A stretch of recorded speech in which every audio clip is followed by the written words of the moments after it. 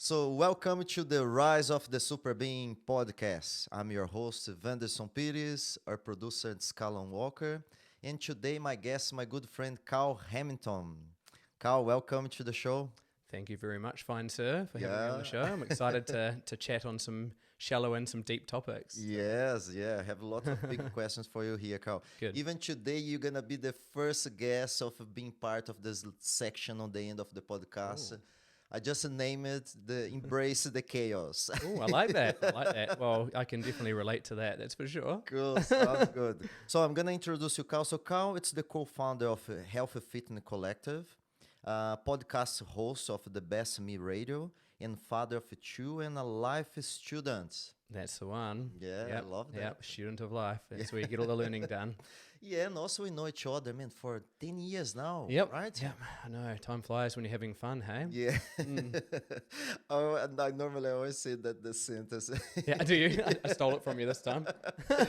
Yeah, but man, remember we used to go to training together, jiu-jitsu Yep. at City Fitness. Fitness, Yeah, yep. with Yep. Dustin, Luis, yeah. Louis, Yep. and yourself. I think that was still one of the most humbling experiences of my life. That first jiu-jitsu role I had. Yeah, do you remember that? Oh, yeah, I remember. I thought I was quite fit and strong then, actually. And I think after 2 minutes, I've never felt like pain like it in my arms and my lungs. Like, it was a pretty humbling experience, to say the least. Yeah. That's awesome. So, Carl, my friend, lots of big questions here, as I said. So let's start with what are the human species and where we fit into the ecological landscape?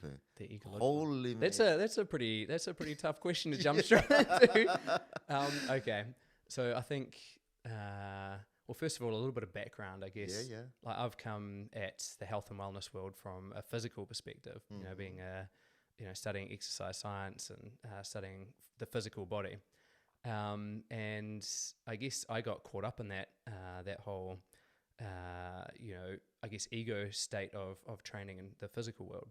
So, I got into competitive bodybuilding through an injury after sport, actually. Ah, yes, that's interesting. Yeah, you was bodybuilder. So. Yeah. So I did that successfully, actually. I had a couple of national titles and I did well internationally as well.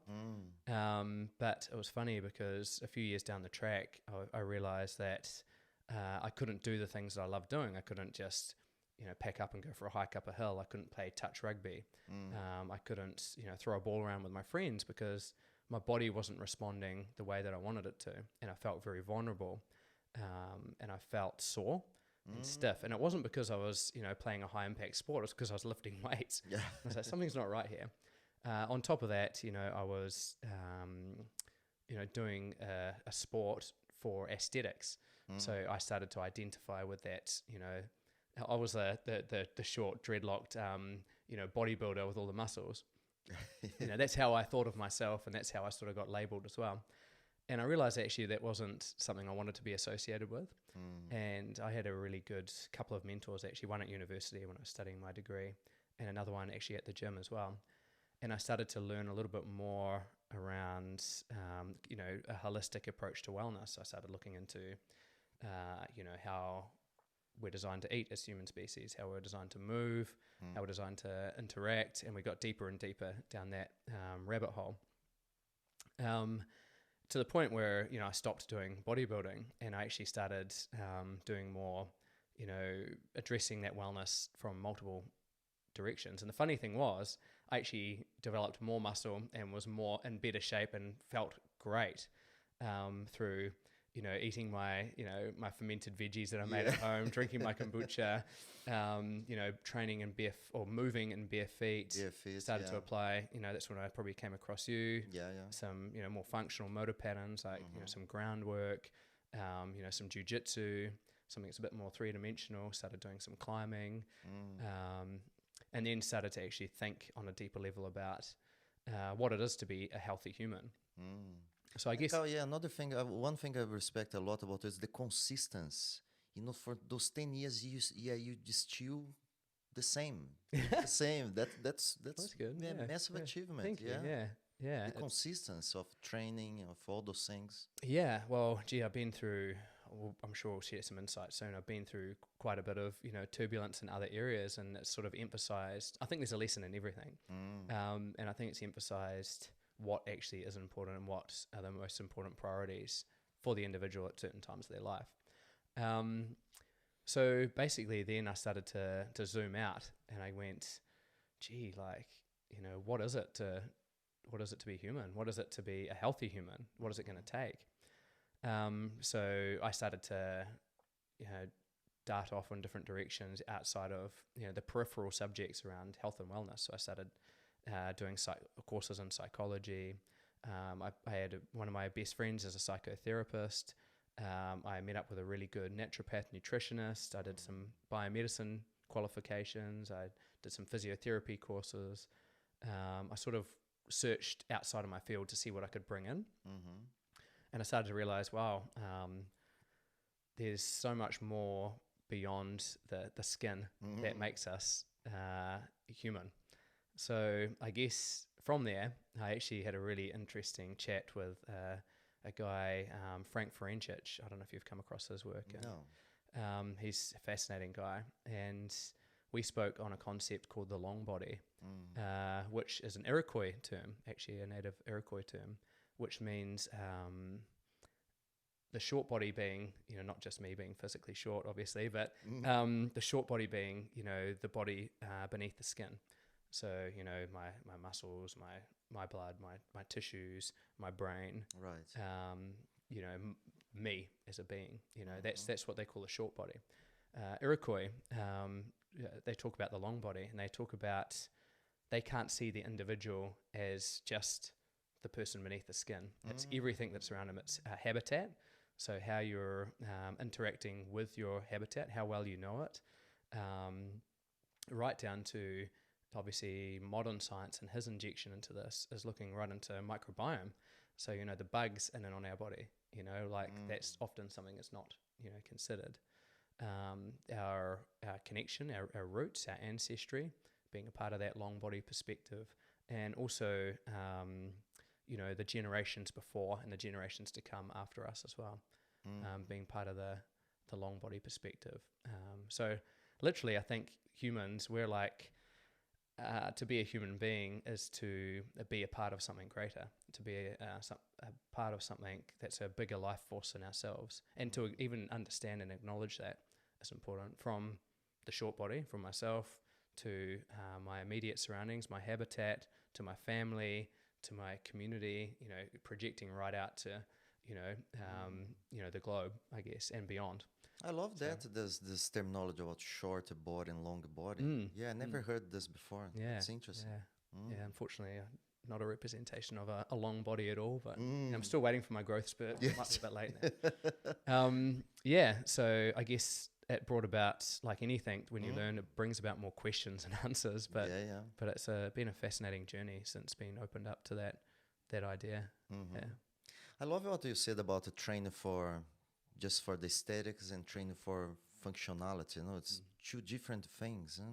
I think one, like training for aesthetics, is reverse engineering.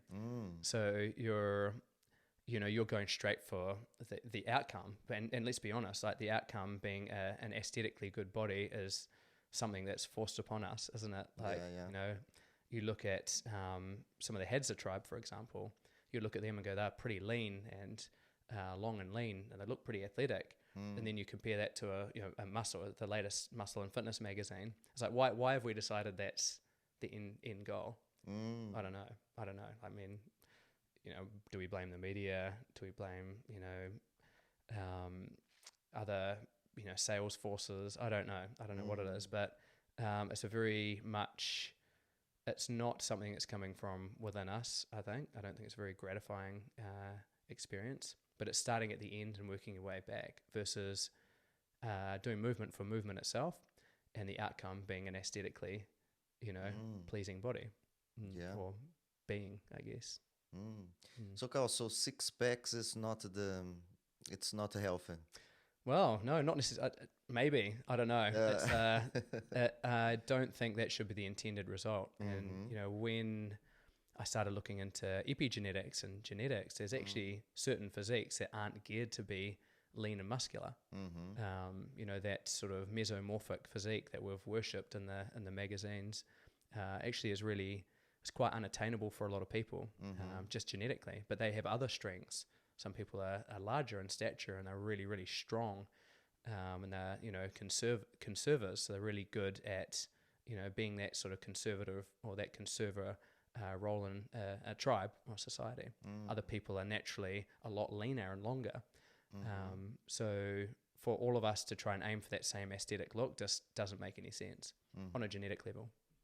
So what's your advice to someone who look at those things and because those things can be a little bit poison on their minds, 100%, no?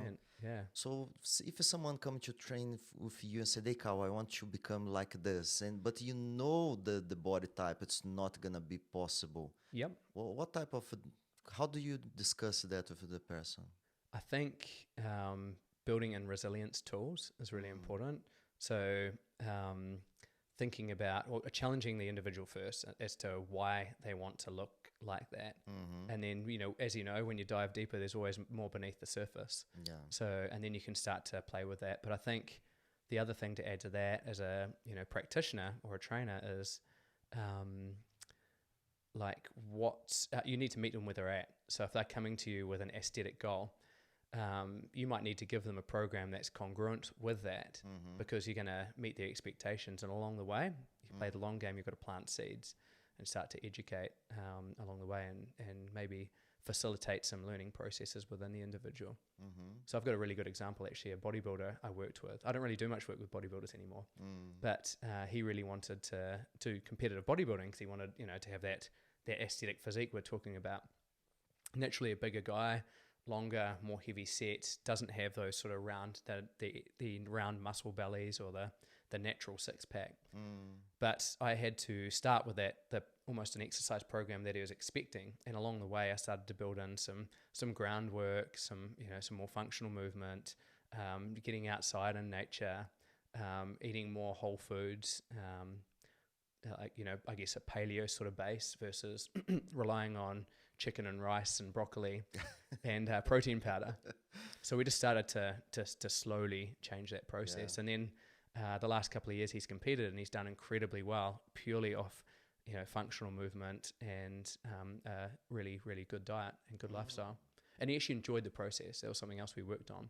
Rather than aiming for that outcome and putting a whole lot of pressure on himself to look good, he just focused on the process and enjoying it. So he got up there and had a great time. There was no expectation to win. There was no intrinsic pressure. He just went about it in a fun way, and he had a nice little community around him while he was doing it. That's awesome. So, Carl, talking about diet, what should we eat? Oh yeah, that's a $1 million question, isn't it? Yeah. Well, yeah, that's something I've gone round and round in. So I've interviewed heaps of people in diet and nutrition, and been doing my own research as well. I think there's definitely some foundations, like some certain things that people, as humans, are designed to eat and not eat as well. So obviously, we're not designed to eat heavily processed foods. I think that's a given. We're not designed to. No species has lived off a really high sugar diet, for example. In saying that, I chatted with Dr. Herman Ponce, who's a anthropologist and evolutionary biologist, off the top of my head, physiologist as well. So he was talking about how some of the tribes actually live off quite a high starch diet, but at certain times of the year. So they might have 70% of their diet as carbohydrate, and then 30% of that was off honey, just raw honey, straight out of the hive. So that's quite a high carbohydrate diet. But as you know, it's from natural sources. So I think it's important to draw the line in the sand and say that we're designed to eat real food, not space food, as Frank Frenchich put it, actually. So not food-like substances that look like food and smell like food and sometimes debatably taste like food. They're not food. So yeah, we're designed to eat real food, right? Not high sugar, not processed food. We're designed to drink water. If we can get into the details of how what sort of water as well, obviously. There's a whole lot of stuff that's been found in tap water recently, even plastic particles. But I think the first step is actually just to drink enough water and maybe look at other fluid intakes like, coffee, energy drinks, things like that. We're obviously not designed to have that in copious amounts. We're not designed to have energy drinks at all. In terms of food, that's where it gets interesting. Let's start with some foundations again. So I think one of Michael Pollan's sayings, which is eat real food, mostly plants. I think that makes a lot of sense to most people. Yeah. As first of all, eat real food. Secondly, make sure you're getting enough plant life in. That still stands the test of time. There's studies everywhere saying that high protein, high fat diet can be useful, like a ketogenic style, or a paleo diet can be useful, or a Mediterranean diet can be useful, or a vegetarian or vegan diet can be useful. But what we do know is most people probably aren't eating enough vegetables, and most people are probably eating too much processed carbohydrates. On top of that, there's definitely a genetic variance in terms of types of foods and ratios of macronutrients. So someone I spoke to on epigenetics last year, we were talking about the different sort of body types and how they're designed to process foods and what's stressful to their system and what's beneficial. So ratios I think can change of vegetables, fruits, meats and fats, and even within that different types of vegetables. For example, I found out through testing that too many high oxalic acid foods were really irritating for my skin and for my microbiome, my digestive system. So I had to start reducing things like beetroot, kale, spinach, nuts, and unfortunately a little bit of dark chocolate as well. So, really? So I had to start making a few tweaks there. But I already had those foundations in place beforehand. So I guess the thing is, one man's medicine is another man's poison. I think if we want to add another layer to it, without doubt, I think ethically raised, or not just ethically raised, well-raised food. So looking at where your food comes from and what it grows in, I think is really important too. And that's where it's quite hard to look past locally sourced food, and also if you've got the means, organic food for sure. There's enough research now to suggest that there is a lot more nutrients within that food. And obviously the less travel time, the more nutritious it is, because it does change the longer you leave it. Yeah, the nutrient value decreases. So Carl, what's your advice for someone, for example, who works in in an office and doesn't have time to prepare their meals that well, and they have to eat out, because that is the reality of the majority of the population. So they don't have time, so they go and they eat a few things, and they justify those few things as healthy. Yeah. So for example, I know a few people who works in offices and just eat noodles every single day. And what's your advice? What type of food they should looking for if you don't have time to prepare, if in a rush? I get that. That's where it gets a bit tricky, right? Because the whole world is set up around convenience now, isn't it? Yeah. And I understand why. I've been there myself for sure. Yeah. I think it's definitely worth. I guess bringing awareness to your decisions is really important. So I think what I didn't say before is actually one of the best things you can do for your food and anything is actually just stop sometimes and go, how is this making me feel? When I'm eating it, after I eat it, and even the next few days, like, is there a correlation there between what you're eating, what you're consuming, and then how it's making you feel? Is it helping you, thrive? Or is it actually making you feel a bit yuck? And I think if we actually did that, if there was the one thing that anyone took out of food advice, I think that's the one. I love that. Yeah. So I guess those decisions should be guided by that. And, sometimes when life is chaotic and you're being hit from multiple angles, it's really hard to even think about that and be present. So I guess then getting a professional to help guide that might help.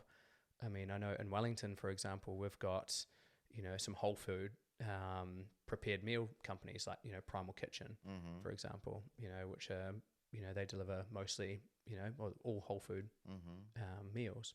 It might not be perfect for you, but it's probably going to be better than buying, noodles and, coffee and a muffin. Yeah. So, I guess what's the best decision you can make based on your current environment? That's awesome. That's really cool.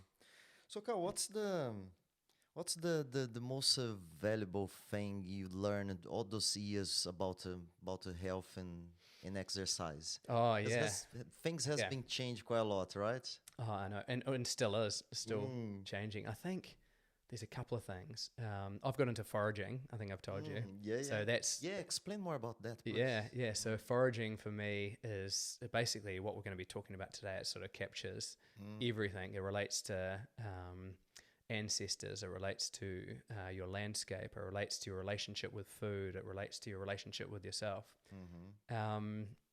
So foraging has been amazing for me, and that's been something that I've learned through experience, I guess. Obviously, I've researched it afterwards, but it allows you to, understand your surroundings, and it's amazing when you go out and you start learning about this, what's available around you. All of these things you think of as weeds are hugely nutritious to us, and actually really tasty a lot of the time too. It allows you to, interact with soil, interact with plants. I think you develop more respect for your environment as well. Like you start to notice when people are disrespecting the space, they're throwing litter in there, or they might be spraying certain areas, or, doing burnouts, or, taking their bikes through, just little things like that. And you start to become more aware of your environment and actually start to feel like you're responsible for it too, which we should be. And then you've got the wisdom element of it. So, unfortunately, I didn't have the opportunity to learn from my elders about foraging. But I've had a couple of friends that have showed me a few things, and they've passed on their wisdom to me. And I take my daughters out, and they already know what, wild onions are, and kawakawa, and wild mustard, things like that. They can already recognize them. My 3-year-old daughter already knows what they are, which is pretty cool. Have to be really careful around not touching the purple berries, but so it's great for the the social side of it as well, the social wellness. And obviously, even from a movement perspective, you're squatting down, you're moving in multi directions. I've even climbed to some places to access certain foods. You're getting into lunge positions. You're rotating. It's really 3-dimensional. So you're getting movement, nourishment. You're getting the habitat interaction with the elements. You're getting the social side too, and the nutrition. So it's heaps of research on wild food and how much more nutritious it is. For example, wild blueberries have up to 10 times the amount of antioxidants that even organic blueberries have. Wow, that's interesting. And all the time they're discovering new phytonutrients and antioxidants are available in these wild foods that are hugely beneficial to us. Wild meat, for example, has exponentially more protein and less fat in it, and also contains high quality amino acids and what's the other thing I'm looking for there? It contains more omega-3 versus 6 in the fatty tissues as well, which is beneficial to our systems too. So it provides more nutrients and more anti-inflammatory compounds and all of those things as well that come with it. That's awesome. So, Carl, if someone come to you and ask for advice, ask you for your professional help to get in a better shape. So I don't like the word lose weight because it's that idea. If you lose, you're gonna find again, right? So how to eliminate weight? What's the first step for someone who wants to eliminate weight? I would say find your why. Attach yourself to why you actually want to lose weight and investigate that. Because if you don't have a strong enough emotive driver, it's not going to happen, or it might happen for a short period and then you're going to fall off. I'd say that's the first step for sure. Like you need to be ready for change. Have you got space in your life to make changes at the moment? And B, you need to really understand that why and get those emotive drivers. After that, obviously you start to put processes in place. So find the easiest wins. So it might be as simple as, getting up in the morning and having a glass of lemon water with salt. Yeah. That could be a good start. Yeah. It could be looking at your sleep patterns. Like, what does your sleep hygiene look like? Are you staying on your phone until 10 o'clock at night and exposing yourself to blue light that, keeps us awake and stops us from getting quality sleep? Are you that glass of wine every night that you're drinking, which, is often quite delicious, that might not be serving your best interests as well. That's, for example, just one glass of wine has been shown to completely disrupt our quality sleep, our deep sleep. Also hormonally changes the way we process carbohydrates and things like that. Find that easy one. It might be just going for a walk every day. So again, it's meeting them where they're at, not trying to tell someone what to do. See if you can guide that process. At the end of the day, a good trainer or a coach should be a guide by the side, not someone who's dictating your plan. You need to take responsibility for yourself. At the end of the day. That's awesome. Carl, when exercise becomes too much? Yeah, that's a good question, actually. I always talk about working in versus working out. So working in being energy-giving movements. That might be like a yoga flow. It might be Tai Chi. For Jiu-Jitsu, it might be some passive rolling. It might be going for a mindful walk. That's working in. Those are energy-giving movements. It's generally a rule of thumb is you should be able to talk comfortably within that. Just so you shouldn't have too much of a breath up. Shouldn't be too overly exerting. And then workouts are what we think of as normal exercise. It's like an AMRAP or a CrossFit workout, or lifting some heavy weights, or going for a run up a hill. Those would be examples of workouts. And I think you need, depending on your state, actually a balance of both. But if you're tired and exhausted and your other stressors are really high, for example, if your nutrition is poor, you're in a toxic relationship, you're under the pump at work, you're not sleeping, you're living off caffeine and muffins, those sort of things. Like, if that's your life and that's your normal, then you might need to start with just working in movements. So you might just integrate, some walks or some mindful flows or some mobility work. Because if you throw that person into, an AMRAP or, like I said, a CrossFit sort of style high intensity workout, not bagging CrossFit, by the way, all that's going to do is add more stress to the bucket, and that's just going to lead to dysfunction, disease, and probably an injury or inflammation of some kind. So I think you really need to understand where your life's at, and just because you're sedentary 90% of your life doesn't mean that you need to make up for it in a 30-minute high-intensity session. That's not necessarily the best approach. In fact, it's usually the worst approach. Yeah. And we see people like that all the time in the clinic. That's awesome. So, Carl, what's with this new, are you following a little bit this new movement of breathing? We're getting this, those things come in waves, and nothing against. I think it's a great thing. Are you following much about the breathing? Yep. So I created a program last year. It was a 2-day course, and I created these. They're called foundational movement principles, and breath I've got as number one.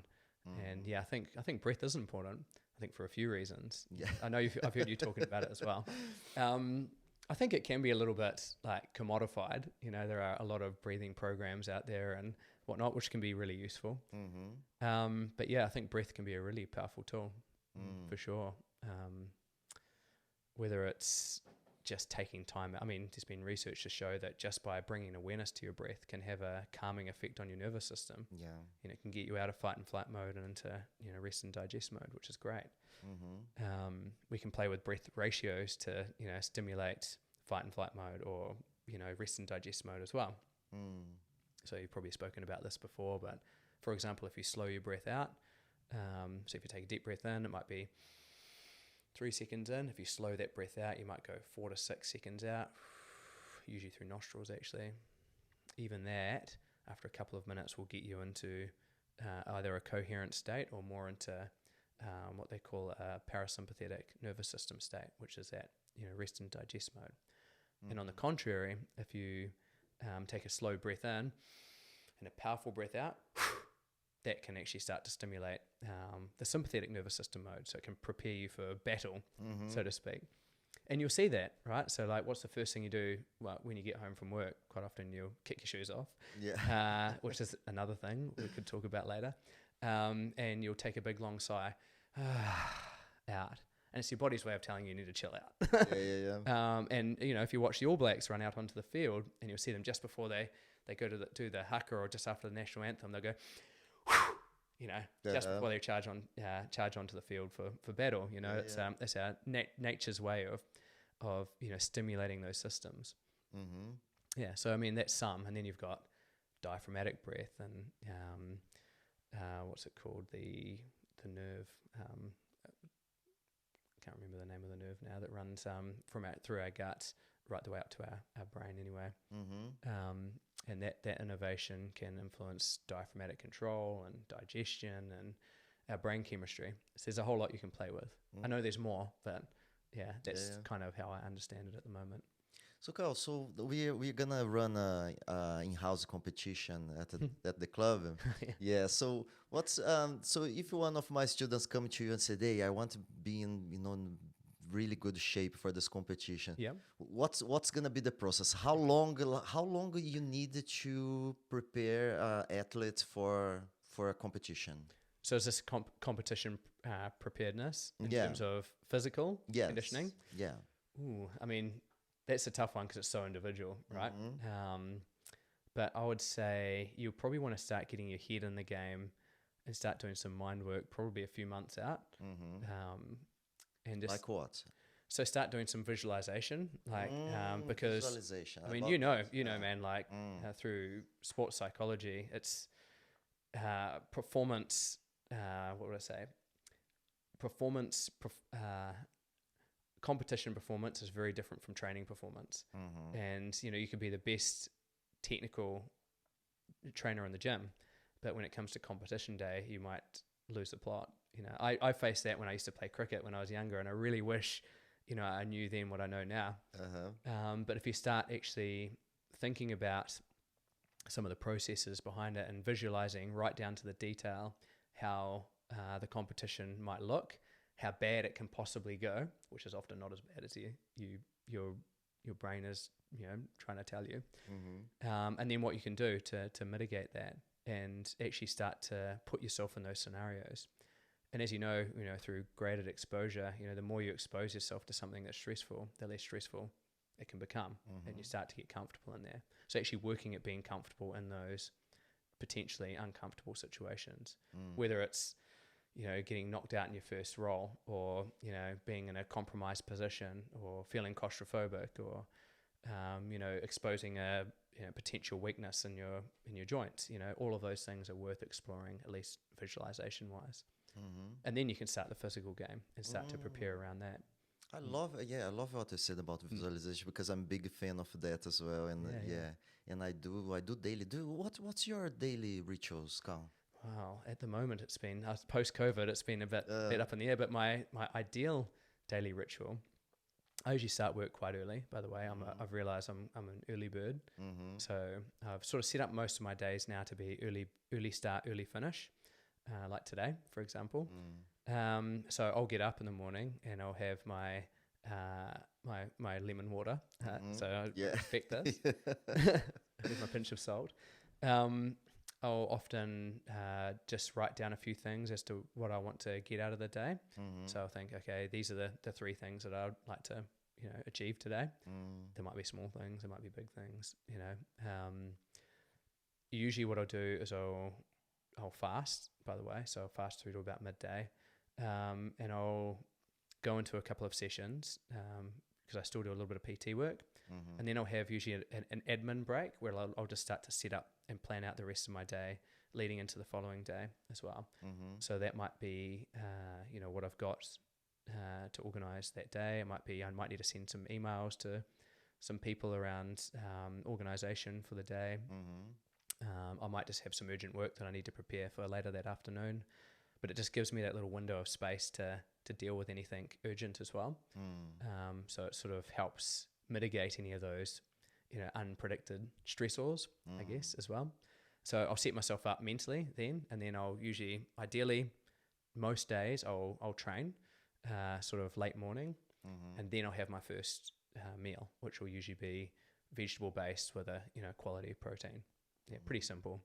Like I think today I just had good old steamed broccoli, and I had some brisket from last night. Some nice brisket. So it was really simple, and some fermented veggies.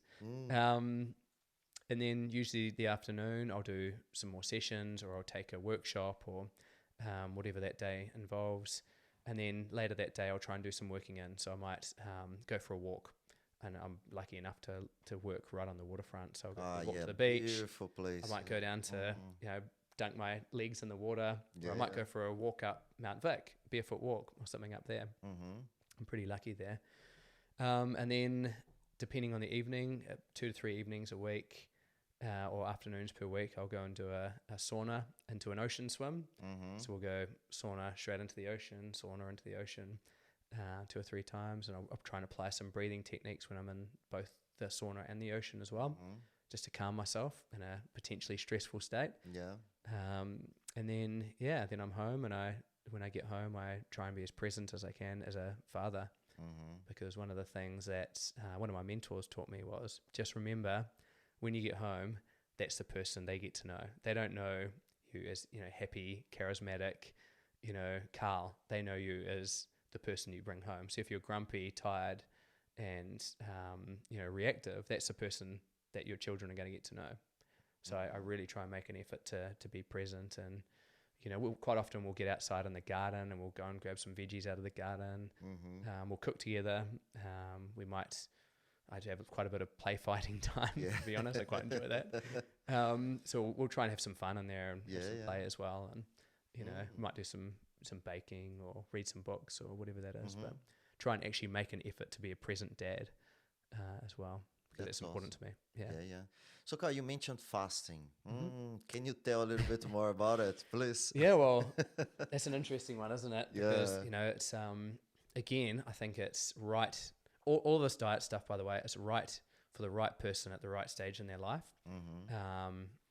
So actually what I wanted to share before I'll come back to this, but was one of the best lines I got from someone I interviewed on nutrition was from a longevity expert, actually, Marcus Pierce. So he has traveled and lived with some of the people in the blue zones, the longest living populations in the world. And one of the things that he really pulled out of it was their relationship with food. And I think that trumps the food itself. And I've been down that path. I think they call it orthorexia. When you become so obsessed about eating the perfect diet, that becomes the stress itself. So his quote was, "You're better off having a beer with your mates than being on your own in the corner with a kale smoothie." So I think there's so much wisdom in that, right? Because he realized these people in Ikaria in Greece, they would all dine in a community environment. So there was these, basically like the whole village would come and eat at this table, and they would have their red wine, they would have their food, which is mostly locally sourced.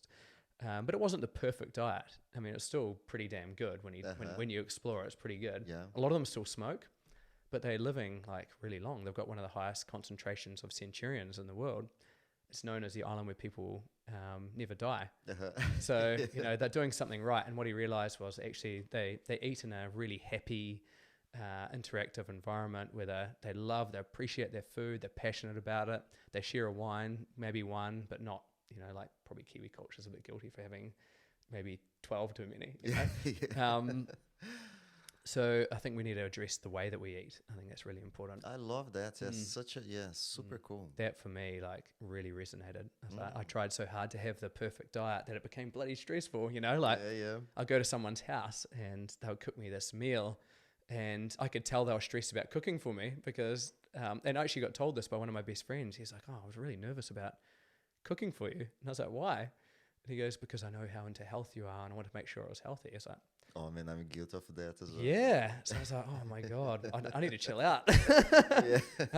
But I'll eat whatever someone serves me because I know they've gone out of their way to make that for me. And there's been a lot of love and a lot of attention that's gone into that, and it's been made for me. So I want to appreciate that. So I think actually just by, addressing the way that we're eating, stop, be present, you've probably seen some of the research around mindful eating. And if we actually take time out to eat mindfully, that alone has been shown to be a really good technique for weight loss. Yeah. So I think we need to look probably just as much, if not more, at how we're eating versus what we're eating. So back to the fasting. That's awesome. No, I love that, man. Yeah, please keep talking more about it, because that's super cool. So interesting. Yeah, I mean, how often, I think this is something that I thought about last year. I try and, by the way, at nighttime, I try and have something to think on. And I have what we call, they laugh at me at the gym, but we call it, I do recreational research. So I look into things and I think on things that I find interesting that day or that week. And I was thinking about food. I was like, okay, like, what is more intimate than eating? Like, you're literally taking something, you're putting it in your mouth, you're digesting it, then it becomes you. I mean, even sex doesn't compare with eating when it comes to intimacy, if you think about that, right? That's really so true. Yeah. So, it's a pretty intimate act, isn't it? Yeah. So I think we're often thinking of food as just a fuel or something to maybe make you feel good. But there's so much more to it than that, right? Like, how often do you stop and think about how that food on your plate got to your plate? Where did it come from? Yeah. What did it grow in? The respect for and have you actually stopped to appreciate that and go, shit, this deer gave up its life for me. Someone has put hours into, making this soil nutritious for the plants, for that to become me.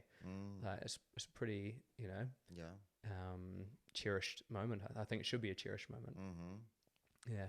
That's so true. But, in saying that, I'm guilty of sometimes, my life is pretty busy.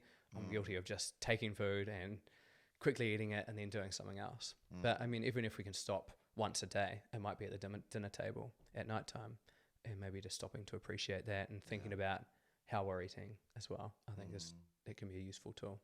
Yeah, I think because of growing up in Brazil and from a religion family, so we always used to pray before eating, and I think that even now I don't pray, but I kind of pray, before, but as a habit from young age. So yeah, I can relate 100% on what you're saying. I think there's so much value in that. Some of these rituals are there for a reason. Yeah. That I think a lot of us have probably lost now or don't value because it's taking up time. Yeah. Let's be honest, everything's a time trade. Yeah. Everything in life is a time trade. Yeah. And I think thinking about where we're spending that time is a key thing as well for your wellness. Yeah. It's an investment. Now I'd like to hear your thoughts about fasting because I'm a big fan of fasting. Yeah. So please, tell us what you're thinking. Interestingly, I came about this from probably a different angle. I was quite resistant to it at first. I was like, there's so much more to food than fasting. We're trying to find this magic pill. But I went through quite a stressful period of my life, and a lot of it was probably self-inflicted on hindsight. And I ended up with a few health issues. I had kidney stone, which was freaking horrible. I would not wish that on anyone. My skin got really bad for the first time in my life, and I was in my 30s going, what the hell is going on here? And I was still eating a pretty damn good diet. So I started looking into more of the gut health stuff and the microbiome, and I came at it from that perspective. Then I got the opportunity to talk to some professionals that were specialists in it. So I spoke with Carl Brock, who put out the Gut Health movie. I don't know if you've seen that, but it's definitely worth watching. Yeah. Helen Patteran, naturopath, and a guy, Dr. Diego Berholquez, who's a gut-brain neuroscientist. And there was some overlapping themes around, fasting and time-restricted eating. So first of all, I started off with, the research around, just intermittent fasting. And I was like, wow, actually, when you do look at the research, it's actually quite hard to ignore. There could be some benefits there. But again, I think there are certain cohorts that it probably is not good for. So people that have had, eating disorders, I think it's really important to probably avoid that or explore it a bit further or get professional advice around that. Some people that have had thyroid issues, for example, if you're not getting carbohydrates or you're not getting enough fuel during the day, it can actually lower thyroid hormone production as well. And people that are really dehydrated, that can be another thing, because we pull a lot of fluid from our foods too. So assuming that you're, hydrating within that time is important. So I, from a personal perspective, as I said, I experiment a lot with this stuff myself and often fail. So I started applying fasting. I just do 2 half-day fasts a week, and it's actually not that hard. One of the things I benefited from straight away was actually my relationship with food. I realized how much I was eating because of that's when I usually ate. It was just habit. And I actually realized I wasn't hungry. And even when during the fasting periods, I wasn't hungry. I was like, wow, this is kind of interesting. Like, I wasn't expecting that. Because, being raised, doing my exercise science degree, we did a lot on nutrition. And, a lot of those rules were 6 meals a day, breakfast being the most important. Yeah. And all of a sudden I'm skipping breakfast and I'm having 1 or 2 meals a day. It was quite counterproductive to what I originally learned. And, I started to notice some immediate benefits from it. My energy levels increased massively. I felt more resilient, which is funny because it is a stressor, or nuanced. It's a hormetic stressor. We can talk about that later if you want. And I was feeling better for it. I was like, this doesn't, this is kind of weird. So I looked into it more, and obviously you look at, mitochondrial bioregenesis. So, the production of mitochondria, which known as a powerhouse of the cell. So you produce more, and then the ones that you do have become more efficient as well. So it literally increases your energy from within the cell for most people. And then there's the microbiome side effect, which I think is what I was benefiting from a lot, where certain bacteria are starved. So some pathogenic or fungal bacteria like Candida, we can starve that out through fasting basically. And some anti-inflammatory and some actual microbes that are associated with fat burning as well actually start to multiply. So we're changing the ratio of, I hate to say this because some of the microbiome people are going to smack me on the wrist for it, but the good bacteria seem to increase and the bad bacteria seem to die away a little bit more. So I think I started to notice a benefit from that more than anything. That's amazing. And then for me... Sorry. For me, actually, then I went from that into time-restricted eating, which I've found... I lost my way a little bit over lockdown, but after that, I'm back on track again, where I'm just restricting my eating to about 6 hours a day, and I'm finding that's really good. And apparently, when you're fasting, especially in the evenings, so I've tried to cut that afternoon meal back to about 4 p.m. for me. Obviously, I feed the kids. So I'm not getting them on my fasting protocol. But your precancerous cells and things like that are cleared a lot faster in the evening. So if you can fast in that second half of the day, apparently it's more beneficial for you as well in that regard. So, yeah. That's amazing. Yeah, I love all of that because I followed the same. And I know you've done this as well, actually, but I did a 3-day fast as well recently where I just had water, and geez, that was fascinating. First day, it was okay. It was the first day. I was like, I can do a day fasting. That's fine. Woke up the next day, day 2, and I was like, hunger pains. I felt sick. My legs were like jelly. And I was like, oh my God, how am I going to get through this? And day 3, I felt great. I woke up I went for a big long walk. I actually didn't feel like, I probably should have gone longer in hindsight. Didn't feel like I needed to eat. I felt incredible. And I looked good too, actually. So yeah, I'll probably make that a regular thing now for me. Maybe once every 2 or 3 months, I'll try like a 3 or 4 day fast. Yeah. That's awesome. How do you take probiotics?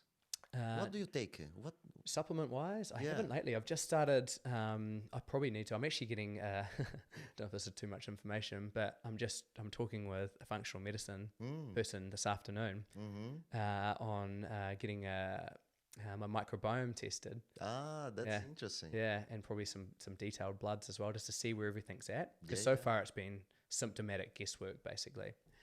But I want to get a more detailed picture of what's going on there. So because probiotics are kind of, the more we're learning about microbiome, when I say we, I'm not a researcher, the more I'm learning through other people's research is that, again, like I said before, one person's poison can be another person's medicine and so forth. But certain microbes have been labeled as good. We can still get bacteria overgrowths in those beneficial microbes. We get undergrowths in ones that are, supposed to be negative. So it's all about that balancing game. So specific microbes seem to be beneficial for certain people with certain symptoms. So taking a broad spectrum probiotic at the moment, I'm not doing until we sort of find out a bit more about it. In saying that, microbial diversity seems to be an important factor when it comes to gut health. And that's one thing that came out of the interviews I did on gut health as well, was having a more diverse microbiome seems to be a key to health and longevity. And, like the Hadza tribe, when they studied that, for example, they had about 20% more diversity of their microbiome than what we did. But interestingly, their food intake was so diverse. They interact with 880 species per year. Isn't that incredible? So diversity is the key, right? I think diverse food intake is key. I can't even get my head around that.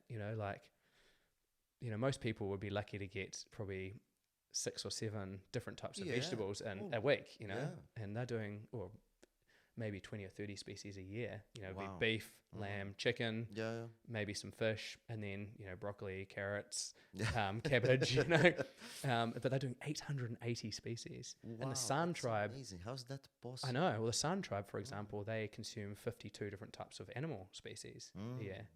Isn't that incredible? Wow. 52. I don't even know if I know 52 Yeah, I cannot types make of a list of that. I know.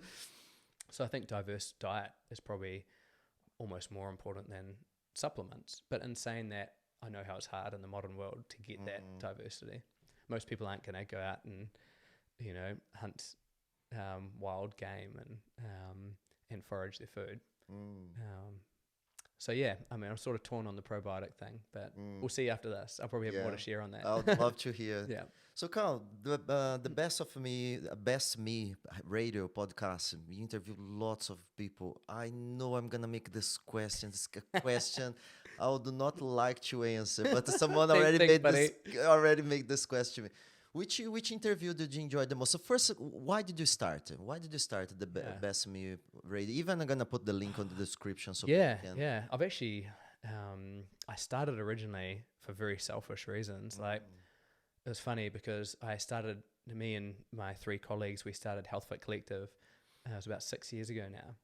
And before that point, I was doing a lot of courses every year. I was probably doing a dozen different courses every year just to continually upskill. And I found that my money and my resources and my time was all going into HealthFit. And I actually started to get quite anxious, and it created a lot of stress for me. Yeah. Because I didn't feel like I was learning. In hindsight, I probably had the biggest lessons of my life around that time, but I wasn't technically learning on, health subjects. So I thought, geez, how am I going to, with limited financial resources, with limited time, how am I going to access some of the best information in the world? It's not really possible. And I was like, well, actually, I could start a podcast and I can see who I can get on. I could literally ask these interesting people the questions that I've always wanted to know. Yeah. And we can get quite in depth with that too. So that's why I started it. And one thing led to another, and it sort of, evolved over time. And I had absolutely no interviewing skills at all. I was terrible, actually. Listening to my first couple, I'm like, oh my God, it's so embarrassing. But yeah, I learned a lot through that process, and I just love it. It's like a hobby now. I had a big break this year from it, just to sort of reflect on, who I want to learn from and what I want to get out of it. Yeah. But I've just pre-recorded a bunch, the 6 coming out soon, and I'm changing the structure a little bit as well to make it a bit more fun. And that's awesome. Yeah.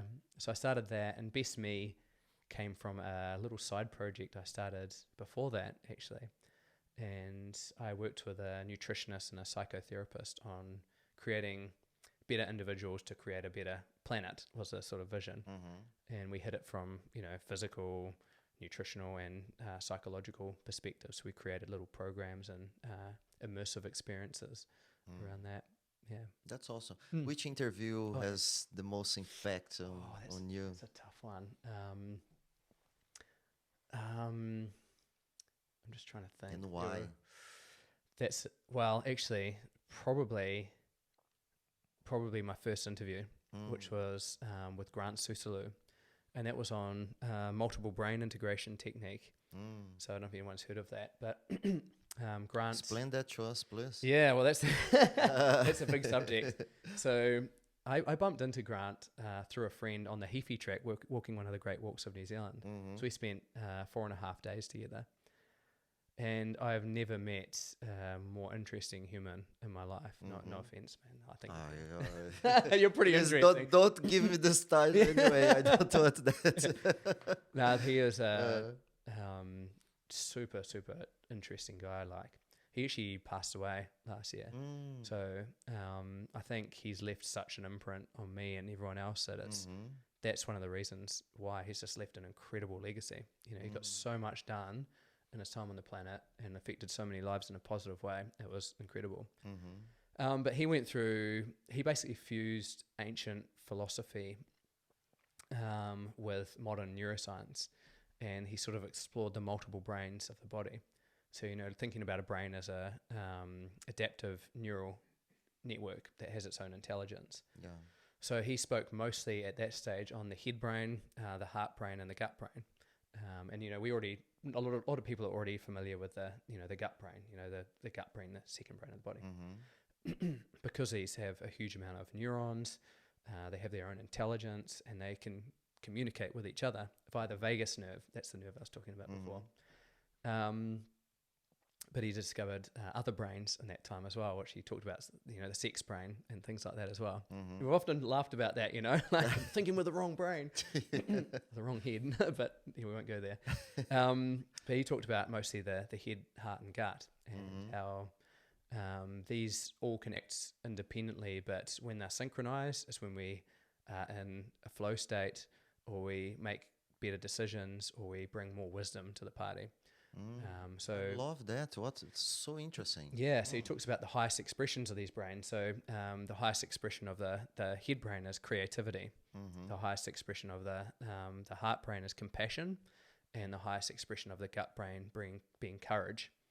And exploring that through basically a form of meditation and NLP. So looking at the language associated with those regions as well. Super interesting stuff. So interesting.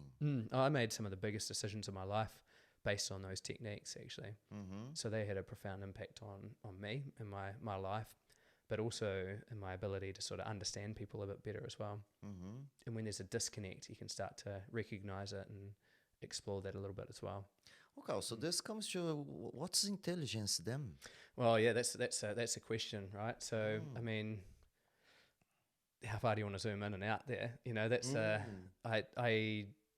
I used to think of as intelligence as cognition, right? So was what's going on up here.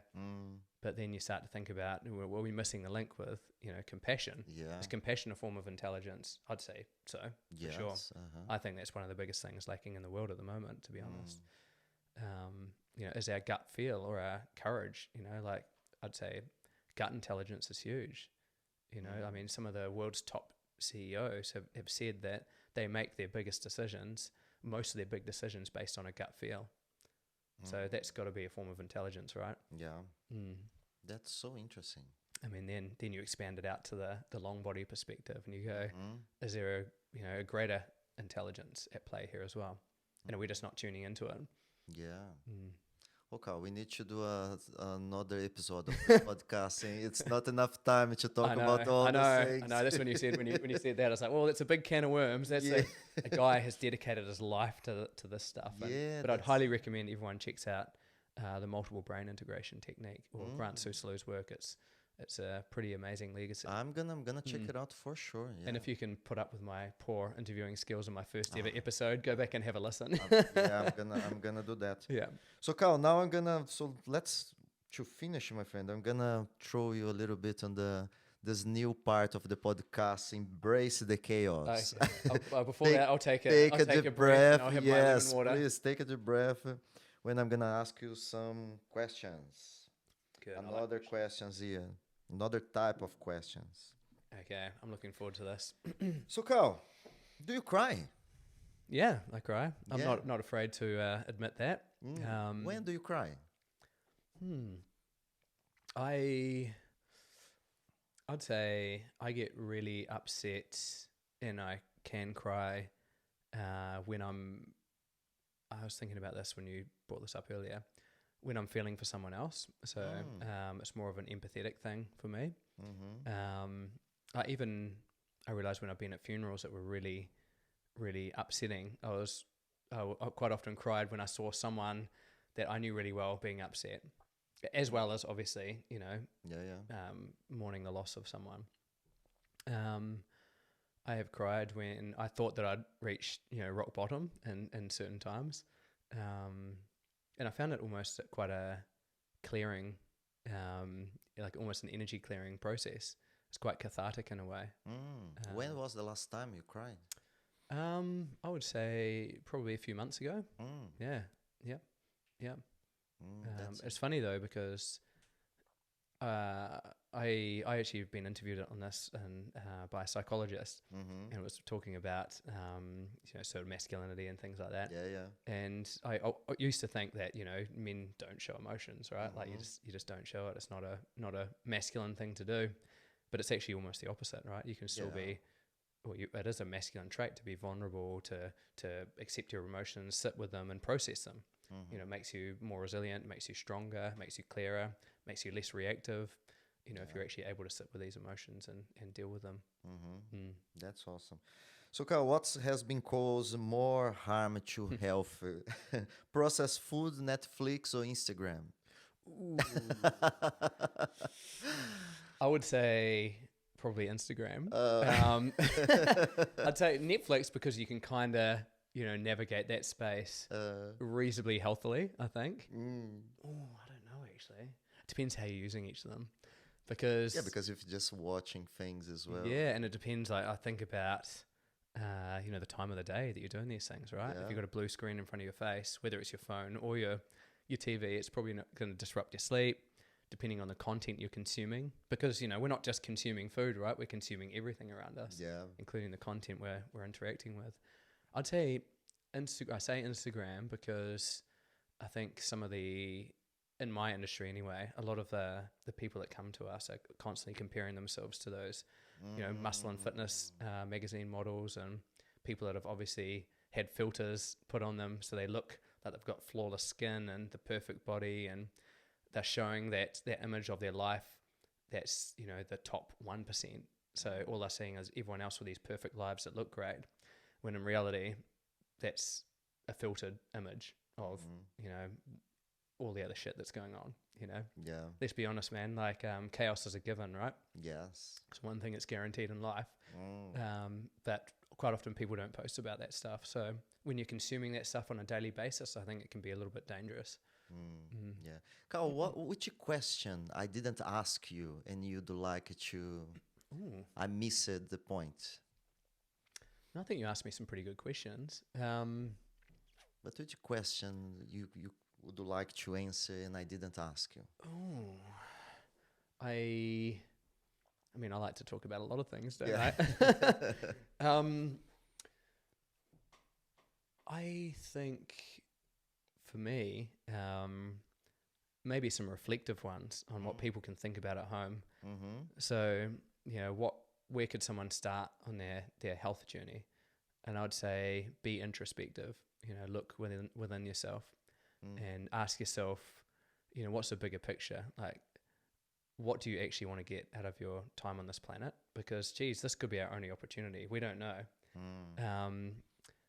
What do you really want to get out of it? And also, are you acting in line with that as well? And then thinking about the end in mind, you know, like I always think this is an exercise that someone gave to me years ago. Like if you were to sit in on your own funeral, you know, how would you want that funeral to be? Who would you want there? What would you want people to think and say about you? And again, are you acting in line with that? You know, have you got that really good community around you? Are you acting with integrity? You know, are you actually enjoying your life? You know, have you got a good story to tell at the end of it? You know, or are you playing it safe? I don't know. You know, it's just, I think asking those questions are really powerful because that can gauge, you know, everything you do from there on in. I love that. So, Carl, to finish, a big one. Carl, what's life?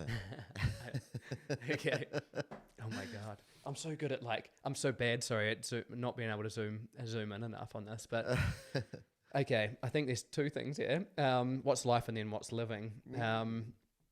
So life is, from what I can make out anyway, life is everything around us. You know, life is the long body and the short body. I think living is a different thing. Like, I really think that sometimes we need to jump off the hamster wheel and start to challenge those daily processes and what we're doing. So living can be a pretty awesome adventure. Are you living out someone else's dream? Are you living out your own? And what are you doing to act in line with that? Because like I said, we've got potentially one life. We don't really know that, right? This could be a heaven that we're living in right now. We could be just throwing it away. I'd say, take a step off the hamster wheel, and think about what life or living actually means to you. And are you actually doing it? Are you doing those things on a daily basis that are giving you, you know, gratifying experiences? You know, not just fizzy highs. You know, not just having that little Coke to prop you up, or you know, to check out some, you know, porn on the internet, or you know, I don't know what it is. You know, having those 6 beers this evening. You know, what are those things that actually give you a gratifying experience that you know will be a fond memory for the rest of your life? I love that, my friend. That's awesome. So, Carl, please give us yourself a plug. So, if someone wants to know more about your work, everything you're doing, so please, how can we find more about it? So I'm at HealthFit Collective. So we've got a website, healthfitcollective.co.nz. We've launched an online platform called HealthFit Live. So that's healthfitlive.co.nz. And that contains a whole lot of online resources, including some of the interviews I've done with experts. I'm also on Instagram and Facebook as BestMe Community. So that's just one word, BestMe Community. And you can find me there. I'm probably more interactive after talking about Instagram on Instagram than the other social media platforms. Just giving little daily insights and things like that. So that's where you can find me. Use those tools mindfully, you know? Exactly. They, like I said, they're not always bad. They can be a really useful resource as well. It's just how you're using it, like anything else, right? My friend, thank you so much for your time. That was awesome. All the very best, and we're gonna talk again soon for sure. Looking forward to it, man. Yes, that was great. Thanks, buddy. Thank you, my brother. Thank you. Cheers.